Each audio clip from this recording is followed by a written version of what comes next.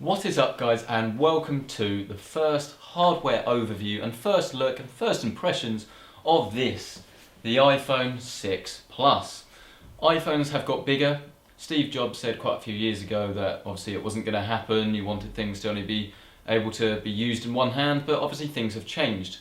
Now the iPhone 6 has either a 4.7 inch screen or this one, the iPhone 6 Plus, has a 5.5 inch screen, which is pretty big. Now while it's big, it is very slim. It's only 7.1 millimeters thick and it's just over 170 grams in weight, which actually means that it's quite light in the hand for something that's as big as this.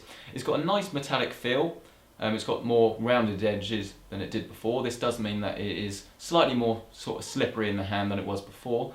But the speaker on the bottom has also moved, and there's only one now, and it's on the bottom right hand side. That means if you're going to use it in horizontal mode, then the music is going to sound a lot better because you're not going to be covering it up with your hand.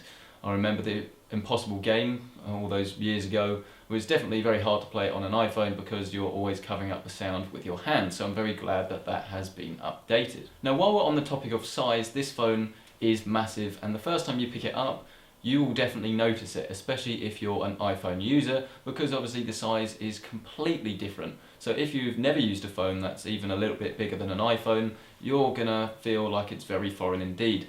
However, after using it for a short amount of time, you kind of get used to it. It's definitely a lot better for media, so stuff like photos, web browsing, or any sort of video playback. But if you do want to use it in one hand, there is a mode where all you do is you double tap the home button, and then all the icons or everything on the screen, depending on what it is, will go down to the bottom of the screen, and that means that when you only want to use it with one hand, it's a lot easier to do so. Now the screen itself is 1080p, and some people who aren't necessarily all about Apple will say, well, only 1080p. Both the LG G3 and the upcoming Note 4 have Quad HD 1440p screens. And I am probably one of the people that are quite skeptical about this phone only having a 1080p screen, but actually I don't know whether you need anything higher than it at all. If you put your face right up against the screen, you still can't really see any pixels at all. And so if you can't do that while you're right next to the phone, how much difference is the extra pixels of a Quad HD screen going to make? Well, I've used the LG G3 and it looked a bit better, but I wouldn't write home about it. The actual quality of the screen wasn't necessarily as good from a colour point of view, but I'll talk about that more in the upcoming Note 4 review as soon as I get my hands on one, and we'll be able to see, obviously, because those will be the main competition, whether it makes any difference and whether only 1080p actually is a big deal. Aside from resolution though, the screen is beautiful. The colour saturation is awesome. Everything pretty much that you look on it will look great. I'm used to using a Nexus 5 and it literally is so much better from a colour point of view than it was before. Obviously the increased size does mean that things like pictures and stuff will look better anyway, but it's definitely great from a colour point of view. But Apple have always been very good on that front.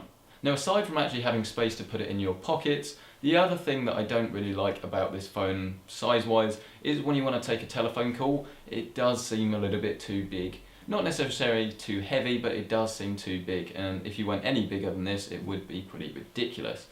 Because it's an iPhone, you're not really going to get looked at in the street by people thinking you're ridiculous, but it is still too big to use as a phone in my opinion. That said, I'd be quite happy to use this as my full-time phone on a size point of view. I'm looking at getting the Note 4, so that's not going to bother me too much, but it is definitely something to note. If you're literally on your phone all the time as a phone, then maybe you should get a headset, or maybe you should look at getting the smaller version of this phone. Now the whole thing is powered by an A8 chip. Of course it's going to be powered by a new chip, it's a new iPhone. And it seems very smooth. It doesn't really matter what you want to use it for. I'll go over this properly in my full review, but literally everything I've done so far has felt pretty slick and pretty smooth. That is to be expected. Obviously they are designing everything around a nice user interface and making it all nice and smooth. iOS 8 feels pretty smooth as well, but I'll touch properly on that in my full review after I've used it for about a week's time. Now I think the last thing to mention today is about the thing on the back, and this has got quite a lot of people talking, and that is the camera. It's been improved under the hood, so the pictures you take should be better. It's got a slightly better aperture as well, I think, but the thing that's got everyone talking is the fact that the back actually protrudes out.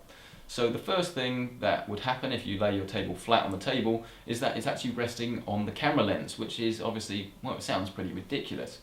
Well, I imagine that it's going to be very tough. Obviously, if they design it this way, it shouldn't be too much of an issue, but it is slightly worrying. Obviously, time will tell whether this is going to be an issue and whether it is going to get scratched, but it's not brilliant from my point of view. Like I say, it's not scratched at the moment, so I can't say, it's going to scratch, but I've only had it for a day, so we'll see after a week whether my opinion has changed. And that is it for my look at the iPhone. Find out in the full review next week what I actually think of it. If you go around looking at reviews now, well, if you're watching this as soon as the iPhone has come out, then in my opinion, people haven't had it long enough to make a full review. A phone is something, obviously, that is very personal to you and is something you use pretty much all day long. So find out from my full review next week whether I think it's actually any good. But from my first impressions, the hardware seems very good, and actually, I very much like the phone.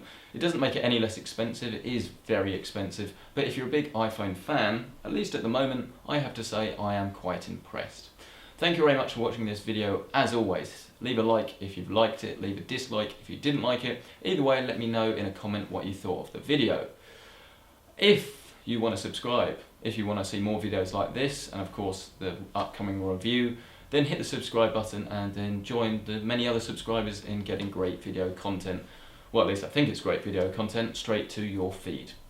Other than that, there's not much to say then. Thank you very much for watching this video. Don't forget to check out the video next week, that'll be the full review, and I will see you next time.